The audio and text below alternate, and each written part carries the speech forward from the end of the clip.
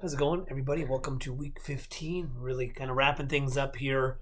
Um, this week we're sort of filling in the last little piece of world history that we haven't really talked about in a while. We haven't really been to Europe since the Roman Empire, so we've sort of gone. The Byzantines still around, but then we went to Asia, what was going on there, and then circled our way around, and now we're kind of in looking at what was going on in Western Europe, northern Western Europe.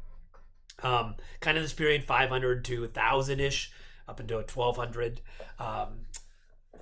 Sometimes this is referred to as the Dark Age, and which is an idea that kind of came up a little bit afterwards, and looked back at this period of European history and said, nothing was going on, right? It was this dark.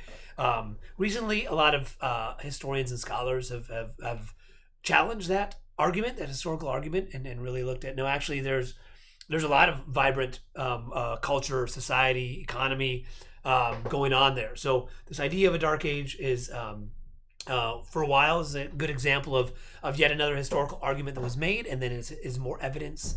Primary, secondary comes out. A lot of these people, new historians have challenged it. In fact, I have where did I put it? Just pulled it out.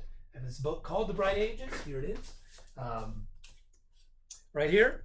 This is a recent one that I read that tries to look at different examples about how we can reassess this period. So it is interesting historically, right? And it's very changing. It's a dynamic period of world history, European history. A lot of people looking at rethinking the Middle Ages. So what was going on there?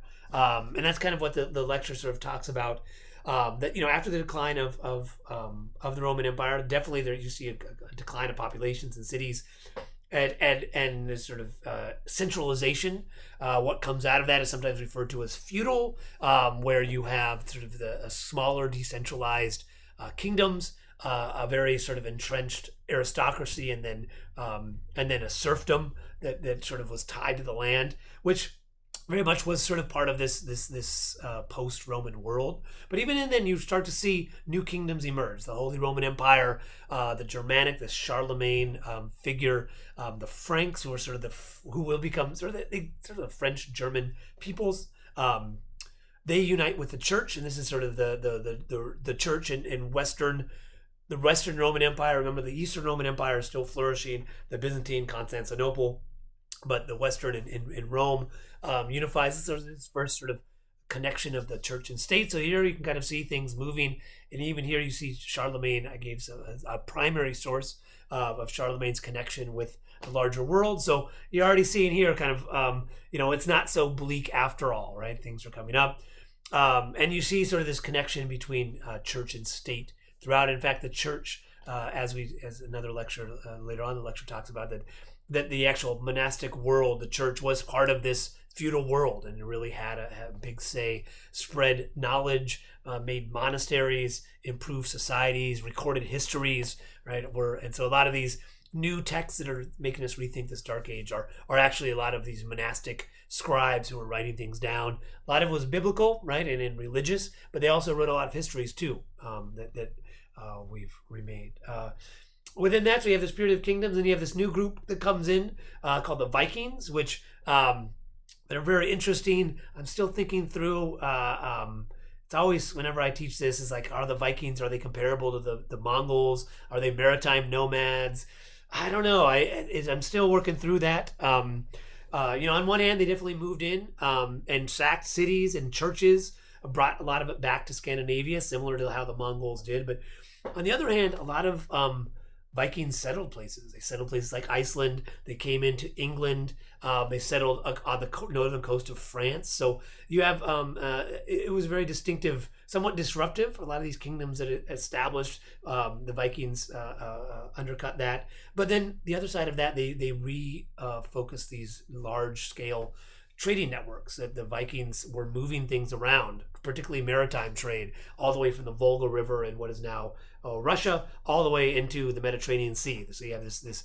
You can say the Vikings, on one hand, sort of disrupted the political organization of Europe, but also revitalized economic connections. So, yeah, and then we kind of go through the whole point of I'm not going to look at the lectures for that, but this is after the Vikings. This coalescence of new formings of states and kingdoms is kind of the reminiscence of what we have today, right? The Normans in England make it English. The Capetians make France. You have Germanic tribes in the Hanseatic League, Italian city-states, Spain. These kingdoms start to coalesce after sort of the Vikings, and start to see that what we would recognize as Europe today.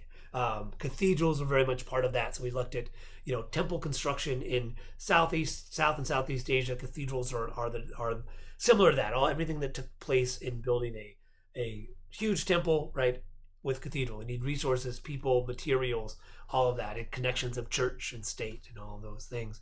And then the last sort of point of that is the Crusades, that this is sort of by 1000 CE, it really kind of sees, this is the reconnection of Western, Northern Europe into the larger world, right? That they come in and trying to take the Holy Land, but it really is sort of a flexing, establishment of the Western world, or Western Europe is taking part in these more global affairs in Jerusalem, and then will remain a power there. So the Third Crusade is the most famous one. The other ones I kind of talk about. I gave a video on the Crusades that I think is probably more entertaining than my discussion. But that's Western Europe. So we've covered that point. Two announcements I want to make. One, if you want to revise your epic essays, there's still a possibility up until the last day of the semester, which I think now is December 12th this semester. Again, the protocols are there. Set up an appointment with a tutor, take my comments and the guidelines, let them walk through there. If you've already submitted a revision to me, thank you.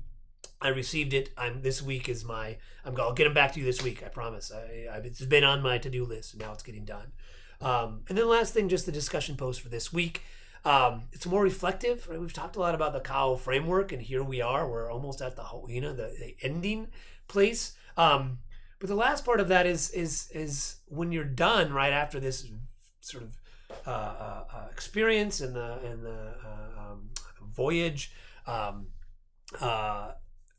What are you going to say about? What have you learned? It's always good to reflect, like what was some points that stood out within the semester, and then the big thing is, right, and in what I kind of trying to emphasize in this class, what knowledge did you learn here that you can spread, that you can share, right? I mean, the whole point of knowledge is to spread knowledge. So is there anything from this class that you think that if somebody says, I took a world history class, and somebody asks you, what did you learn about it, right?